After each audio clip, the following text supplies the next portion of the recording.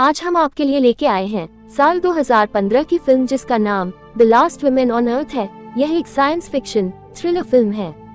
तो फिल्म की शुरुआत में हमें एक शहर दिखाया जाता है जिसकी हालत काफी खराब होती है और दूर दूर तक यहाँ कोई भी इंसान नजर नहीं आता है और ऐसा पूरी पृथ्वी पर हो रहा है। दरअसल ये सब दुनिया में फैले एक बड़े रेडिएशन की वजह से हो रहा था और ये रेडिएशन इतना भीषण था कि इसके असर से दुनिया के सभी लोग खत्म हो चुके हैं और इस दुनिया में कोई भी इंसान नहीं बचा है सिवाय एक लड़की के जिसका नाम एना होता है।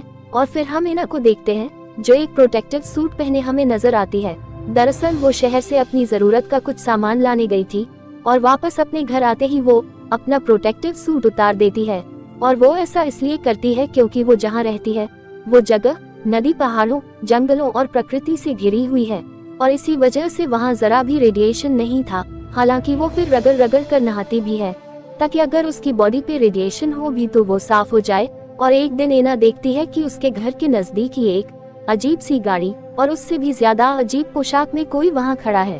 पर जैसे ही वो अपना हेलमेट उतारता है तो वो एक आदमी था जिसका नाम जॉन होता है और उस आदमी को देखकर एना काफी खुश हो जाती है क्योंकि उसने बरसों बाद कोई जीवित इंसान देखा था और अब एना को इस बात का एहसास होता है कि उसके अलावा भी कोई है इस दुनिया में जो जिंदा है। और तभी जॉन एक गैजेट निकालता है और उस गैजेट से वो रेडिएशन चेक करता है और फिर वो बहुत खुश हो जाता है ये देखकर कि जिस जगह वो खड़ा है वहाँ 0 रेडिएशन था, यानी कि वहाँ रेडिएशन था ही नहीं। और जॉन काफी लंबे समय से एक ऐसी ही जगह की तलाश में था और खुशी खुशी में फिर वो जाके वहीं पास के एक वाटरफॉल में जाके नहाने लग जाता है। और तभी वहाँ एना भी आ जाती है पर एना के पास गन होती है जिसे देखकर जॉन भी अपनी गन निकाल लेता है।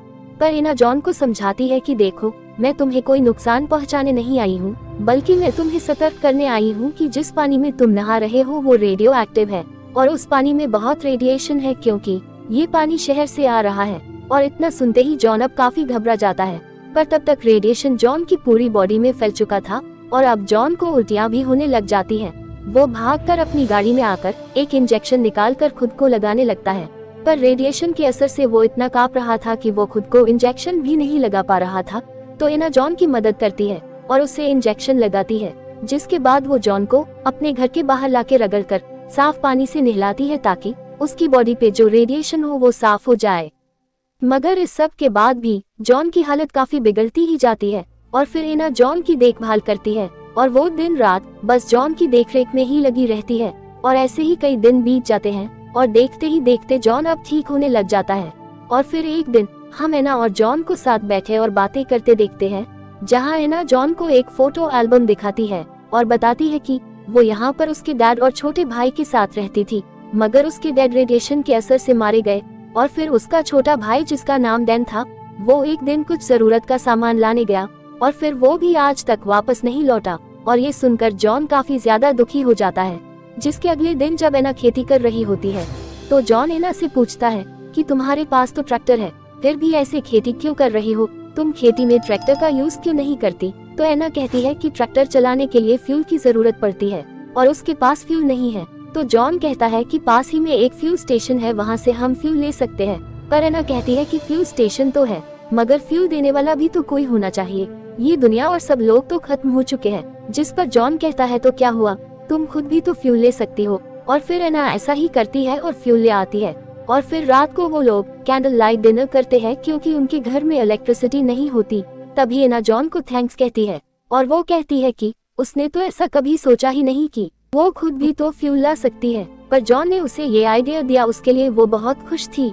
और फिर वो बताती है कि जब से वो अकेली हो गई है तब से उसका दिमाग ही काम करना बंद कर गया है।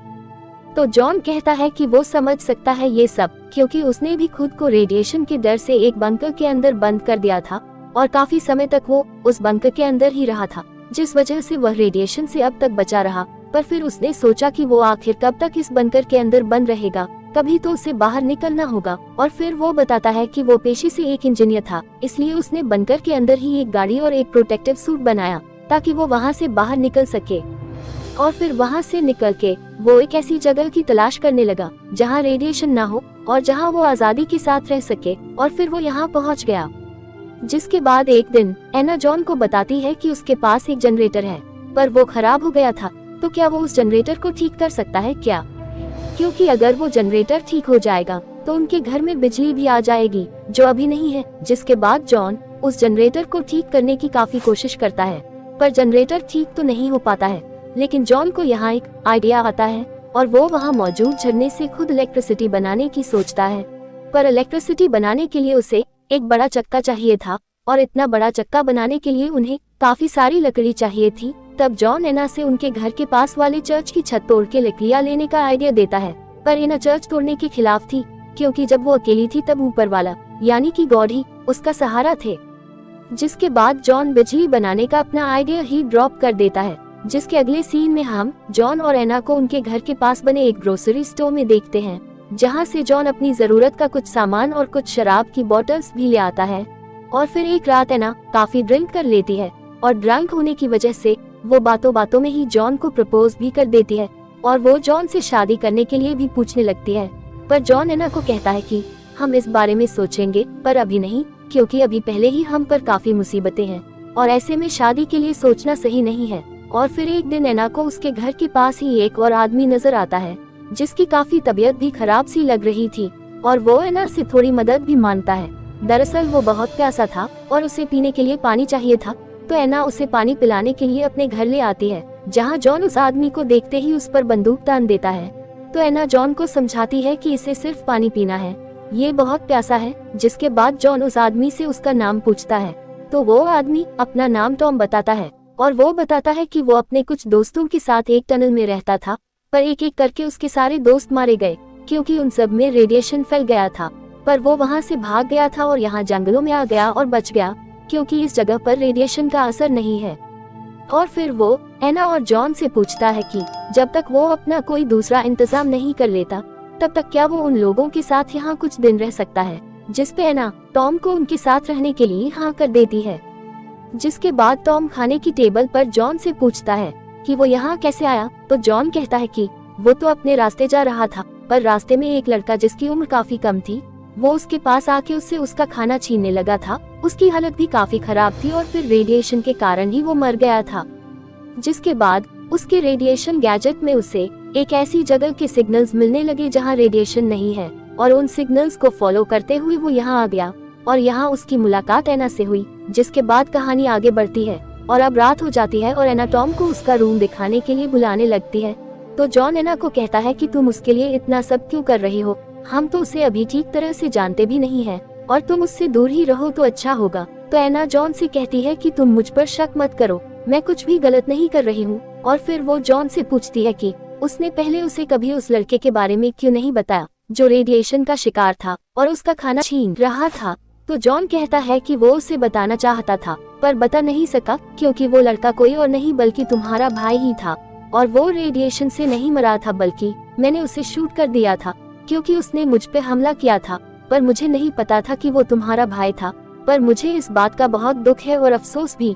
तो अगर हो सके तो मुझे मेरे किए के लिए माफ कर देना। और एना यहाँ पर काफी दुखी हो जाती है और रोने भी लगती है, पर फिर वो जॉन को माफ भी कर देती है। जिसके अगले दिन वो लोग एक पक्षी का शिकार करते हैं, और रात को उसी पक्षी को पकाकर वो खाते हैं, और साथ ही वो वापस से इलेक्ट्रिसिटी बनाने की बात करने लग जाते हैं। पर उसके लिए उन्हें एक बड़ा चक्का बनाना था, और अब की बार एना कहती है कि उन्हें जो भी ठीक लगे वो कर सकते हैं। और फिर एना की परमिशन मिलने के बाद वो लोग चर्च की लकड़ियां उखाड़ने लग जाते हैं, और उन लकड़ियों से वो लोग अब एक चक्का यानी कि एक बड़ा व्हील बनाने में जुट जाते हैं। पर इस सब के साथ साथ टॉम और एना भी अब एक दूसरे के क्लोज होते जा रहे थे, और ये सब देख के जॉन को बिल्कुल भी अच्छा नहीं लगता। जिसके बाद हम उसी रात देखते हैं कि टॉम और एना को साथ और क्लोज होते देखने के बाद जॉन अब एना के पास जाता है और उसे शादी करने के लिए पूछता है, और यही सब बातें डिस्कस करने के लिए वो लोग अपने रूम में जाते हैं। पर जॉन ने उस रात काफी शराब पी हुई थी, और इतने नशे में होने के कारण वो कुछ भी डिस्कस नहीं कर पाता है, और उसकी नींद लग जाती है। तो एना टॉम के पास उसके रूम में कुछ टाइम स्पेंड करने चली जाती है। जिसके अगले दिन मॉर्निंग में हम देखते हैं कि अब टॉम एना के और भी ज्यादा ही कुछ क्लोज नजर आ रहा था। तो जॉन को यहाँ दाल में कुछ काला नजर आता है, मगर अब एना टॉम से दूर भागती नजर आती है, और वो अब टॉम से कोई बात भी नहीं करती है। जिसके बाद टॉम और जॉन व्हील बनाने के काम में फिर एक बार जुट जाते हैं, और यहाँ पर जॉन टॉम को थैंक्स कहता है, और वो कहता है कि तुम जब से आए हो तब से मैं और एना काफी क्लोज आ गए हैं, और ये बात सुनकर टॉम मुस्कुराने लग जाता है और वो जॉन से कहता है कि तुमसे झूठ भी सही तरह से नहीं बोला जाता है और झूठ बोलते हुए तुम पकड़े जाते हो। बल्कि बात तो ये है कि तुम तो सोचते होगे कि मैं आखिर यहाँ आया ही क्यों हूँ। और यही सुनकर जॉन अब हंसने लग जाता है और फिर वो लोग काम में लग जाते हैं और अब उनका व्हील भी बनकर तैयार हो जाता है और वो लोग ये व्हील देखकर अब काफी खुश हो जाते हैं। जिसके बाद टॉम उस व्हील को सेट करने जाता है, मगर जब वो वापस ऊपर आ रहा होता है तभी उसका पैर स्लिप हो जाता है। पर जॉन तुरंत रस्सी संभालता है और टॉम को बचा लेता है। और यहाँ पर दोनों की नजरें जब एक दूसरे से मिलती है तो टॉम जॉन की आंखों में अपने लिए नफरत साफ देख पाता है और अब वो ये भी समझ जाता है कि अगर अब की बार एक बार भी वो स्लिप हुआ तो शायद अब जॉन उसे नहीं बचाएगा। और फिर यहीं पर ये सीन कट हो जाता है और अगले सीन में जॉन घर पर दिखाई देता है, जहाँ एना जॉन के घर आते ही उसे सब सच सच बता देती है कि कल रात को वो शराब के नशे में थी और नशे में ही उससे एक बहुत बड़ी गलती हो गई। और वो बताती है कि रात को वो टॉम के कमरे में चली गई थी जहाँ वो दोनों साथ में इंटीमेट हो गए थे, पर ये सब कुछ उससे नशे में हुआ था, जिसके लिए वो जॉन से माफी मांगती है। तो जॉन कहता है कि कोई बात नहीं, मैंने तुम्हें माफ किया। और फिर जॉन कहता है कि वैसे भी टॉम तो यहाँ से चला गया है और वो हमें बहुत धन्यवाद करके गया है, क्योंकि हमने उसे रहने के लिए जगह दी और इतना प्यार और सम्मान दिया, जिससे वो बहुत खुश था। और फिर वो मेरा सेफ्टी सूट लेके चला गया। पर एना को कुछ ठीक नहीं लगता और उसे जॉन पर शक सा होने लगता है। वो तुरंत ही घर से बाहर जाके टॉम को देखने लगती है, मगर टॉम उसे कहीं भी नहीं दिखाई देता है। जिसके बाद एना काफी उदास हो जाती है और साथ ही उसे जॉन पर भी शक हो जाता है कि शायद जॉन ने ही टॉम को कुछ कर दिया है। जिसके बाद वो उदासी में ही कुछ दिन गुजार देती है। लेकिन गुजरे कुछ दिनों में जॉन ने अब उस चक्के से जनरेटर को जोड़ के वायरिंग कर दी थी और वो अब जनरेटर को ऑन कर देता है और इसी के साथ उनके घर में बिजली आ जाती है, जिसे देखकर एना काफी खुश हो जाती है।